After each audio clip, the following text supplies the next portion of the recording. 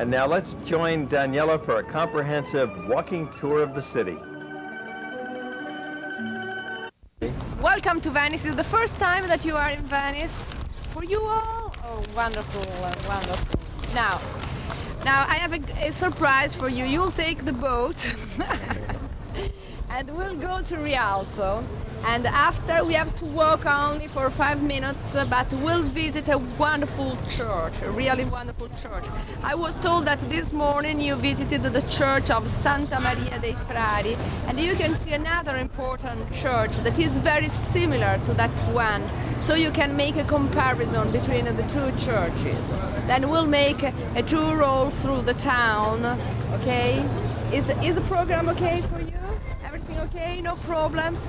Okay, I think that we can go to take Vaporetto. If you want to travel from one side of Venice to the other, the easiest and quickest way to do it is on the Vaporetto, which is the water bus. And here we're buying our tickets.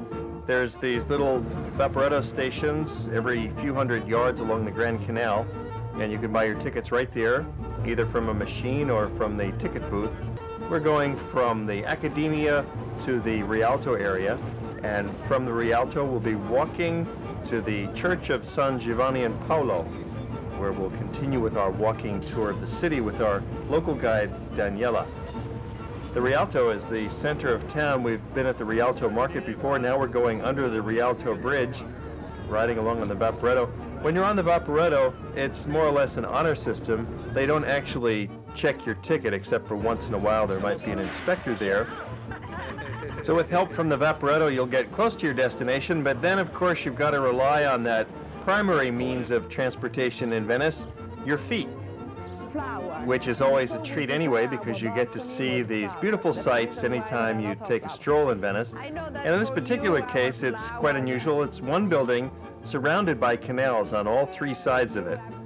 It's as if the building is a floating island in itself, with these bridges intertwined all about it.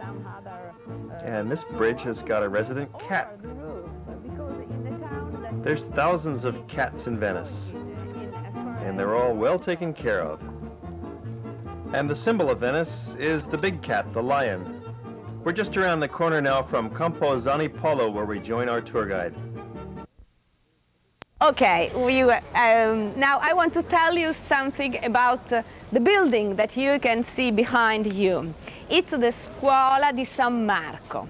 School in Venetian doesn't mean a place where pupils went to learn. But school is a place where people who didn't belong to the nobility met. I told you that the government of Venice was formed only by the noblemen, and so the middle class could gather in these schools.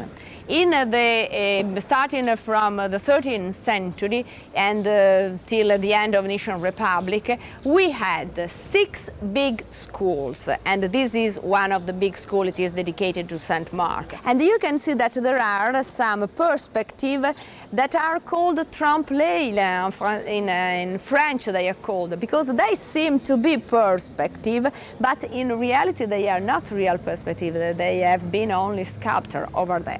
The upper part, on the contrary, has been made by another important architect, Coducci, because the friars didn't accept the way through which Lombardo had built this part of the palace. So the last part, the crowning part, was made by another important architect, Mauro Coducci. And the crowning part that you can see on the upper part are peculiar to him. Nowadays, this is the hospital. Okay, this is one of the most beautiful wells that you can see in Venice. In all the campi, in all the fields of Venice, you can see these wells, because how did they had fresh water in town? So they built a cistern in the underground of Venice, and water entered, the rainwater entered through this in the cistern. Then it was filtered. You can find a well in every campo, but also in the interior of the most important palaces. For instance, in the interior of the Doge's Palace, you can see that there are 2 beautiful wells too. Continuing our walking tour back on the streets, some more people watching and sightseeing and checking out these old buildings. And there's some gardens here. We're in the district of Castello, which is a little bit out of the tourist center of the city. So it's a little bit more peaceful, a little more tranquil. It's around midday, so we're getting hungry and looking for a typical restaurant.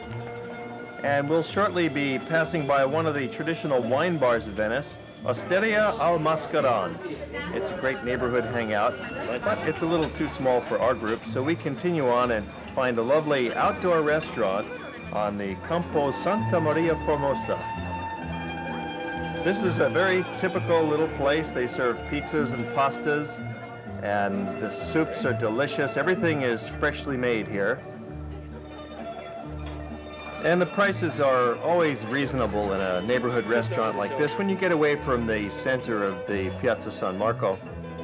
So here you might find a pizza for $7 or $8, and a plate of tortellinis for another $6 or $7. The soup is $5 to $6, and the water always comes in big bottles of water, and you pay for that. That's generally about $2 for a large bottle of water, with gas, without gas. And the kitchen is right here next to our dining area. This is a casual place. They have a small inside seating area as well, too. Even the Bambinos love their pizza here. Somehow Americans get this mistaken notion that pizza is an American food, one of these pseudo-Italian things that was invented in America. Well, as you can see, the Italians love their pizza too, and they're very creative about it. Well, sitting down and eating for an hour gives you a chance to recharge your batteries and get back on the road with the tour. Now we are going toward the central, St. Mark, okay? St. Mark. St. Mark, okay? Back to St. Mark. Okay. Are there any problems? Everything okay? Okay, this way. Notice the sidewalk runs alongside the canal, and this is called a fondamenta, and it gives you a very expansive view of the waterways. Whenever you find a fondamento, it's always nice to take advantage. And you'll run into these odd sights like Moving Day in Venice. Well, there's no cars or trucks here, and you can't push things along on the sidewalks too easily, so everything has to go by boat. These guys have some excess baggage, and they're about to put on a show for us. It's one of the serendipities of Venice. You can see all sorts of little adventures happening out in the water traffic of the canals. Boats trying to pass each other, gondolas floating past with singing musicians, and tourists held up in their gondola while they're waiting for this traffic jam to clear. These guys were trying to turn the boat around or go under the bridge or do something. It wasn't quite apparent what they were trying to do, but they were having great difficulty in whatever it was because of this overloaded boat they're on. And then it seemed, well, that's all they were trying to do after all, was just simply turn this big boat around. And the narrow, constricted canal. Now you can see why the gondola is the ideal boat of Venice.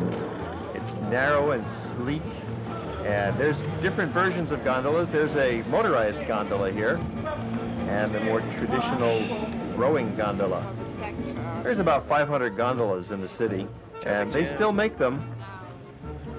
So we're continuing our walking tour through the back streets of the city, coming up on Piazza San Marco once again, where our guide Daniela will tell us about the history of this grand square in the heart of town. So I want to tell you something about the square we are in. We are in St. Mark Square. This is the only square that we have in Venice because it was the political and religious center of the town. Political center because there is the Doge's Palace that you can see behind me, and religious center because there is the church dedicated to our patron saint, St. Mark. Behind you can see the old Procuratie. The old Procuratie were built at the beginning of the 16th century by a very important Venetian architect, Mauro Coducci. While at the end of the square, you can see the Napoleonic wing. That palace was ordered by Napoleon himself. When he conquered the town, he ordered the building of a palace just in the square. So he ordered the building of that palace that is called the Napoleonic wing. The procuratie were the houses and the offices of the procurators. Procurators were very important magistrates of the Venetian Republic. Nowadays, the old procuratie are the Tribunal Venice, while the Napoleonic wing and the new procuratie are beautiful Venetian museums. At the end of the old procuratie, you can see the clock tower. Yes. It's a very interesting. The big archway marked the beginning of the Merceria, the most interesting Venetian calle because it brings directly to Rialto, and we have seen the commercial center of the town. Well, that's the end of our walking tour with Daniela.